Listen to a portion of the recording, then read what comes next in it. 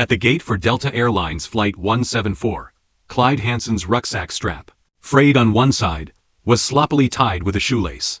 The shrapnel scar on his left forehead shone purple under the fluorescent light, and the backs of his 72-year-old hands were covered in age spots. He trembled as he pushed his discharge certificate toward the check-in counter. Another one trying to get a discount. Emily, the ground attendant, rolled her eyes into the intercom, her bright red nails jabbing at her ID photo. Retired in 1972? It's 2023 now, old man, and you're too tough to wipe your ass with this rag. She suddenly raised her voice so that everyone in the queue could hear. 3 pounds overweight, $60. Either pay up or throw away your junk. Clyde's Adam's apple rolled violently as he fished a rubber-banded coin roll from his underwear pocket. The backpack held all his memories. A bronze star with oxidized edges, and James Carter's dog tags, carved from his flesh and blood by a comrade who had shielded him from a mine with his chest in the Vietnamese jungle in 1971. The economy class aisle was as narrow as a coffin. Just as Clyde shoved his backpack into the luggage compartment, he was shoved back against his seat by a powerful force. Suzanne Page, in her 10-centimeter stilettos, scratched her knees with the metal corners of the dining cart. "Are you blind?" She tugged condescendingly at his uniform jacket, instantly dissolving the coffee stains. "How dare you wear this blood-stained rag? You know what? My son's a law student at Yale, and a pensioner like you isn't even fit to carry his shoes." Laughter erupted from the surroundings. Someone held up a cell phone to record. The camera focused on Clyde's pale face. He stared at the stain on his chest, a spill he'd made this morning while helping an elderly woman in a wheelchair pick up her blood pressure medication. She'd even held his hand and said, "Thank you, son. This is my service uniform ... His voice was like sandpaper. "It was issued to me by the Army when I was discharged." "Oh, Army," Susanna drawled, suddenly grabbing the tomato juice on the table and pouring it all over his chest. The crimson liquid trickled down the buttonholes, reminiscent of the blood that had flowed from James's chest. "That's what befits you, old man. You look like you just crawled out of the grave." The young soldier in the front row abruptly stood up, the scuffed knees of his camouflage pants still stained with the dust of Afghanistan. "Ma'am, please stop your insults and apologize." Private Carter's paratrooper boots thudded against the floor, the 82nd Airborne Division insignia gleaming in the sun. "Hey, another one looking for death." Susanna pulled out her phone and filmed him. "Wearing a military uniform is so impressive? Did they have to rob oil in Iraq to afford the plane?" She suddenly turned toward the cabin. "Everyone, take pictures. See these two heroes show off." Clyde suddenly grabbed Susanna's wrist, his hand deformed by frostbite from the Vietnam War, his knuckles thick as old tree roots. "Delete it on your phone," he said softly, his voice cold and metallic. "Don't look at the uniform like that. Help! The veteran is hitting someone." Susanna suddenly screamed and fell, the hem of her skirt brushing against Clyde's trouser leg. "He tried to molest me." As the plane began to descend, Clyde stared out the window at the spire of the Washington Monument. The tomato juice on his chest had dried and crusted.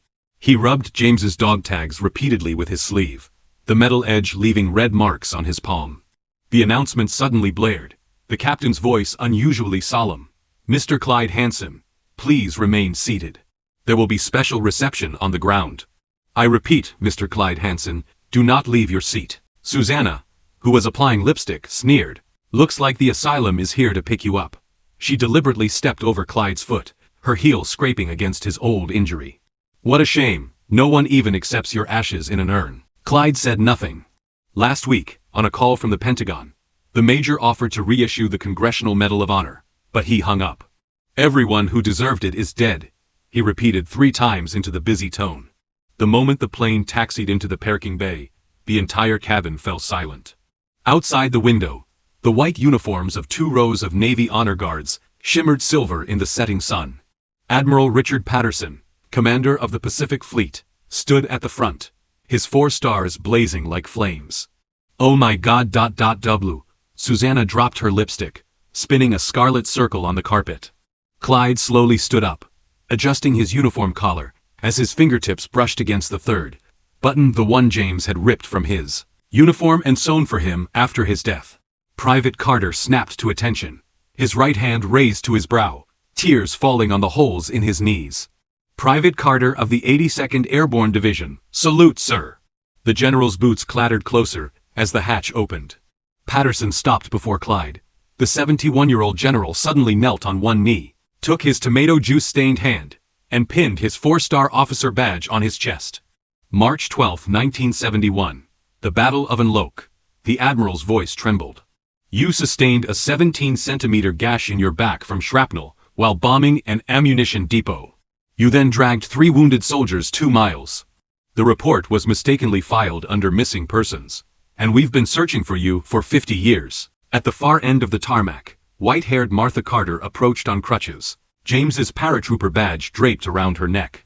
Shakingly, she opened the velvet box, revealing a pristine Congressional Medal of Honor. Jimmy said, the old woman's voice sounded like dry leaves in the wind, that if he didn't make it, you'd see the sunshine of peacetime for him. Susanna slumped in the aisle, watching Clyde being helped off the plane by the admiral. The windows buzzed with the sound of the honor guard salutes. The captain stood before her, his voice cold as ice.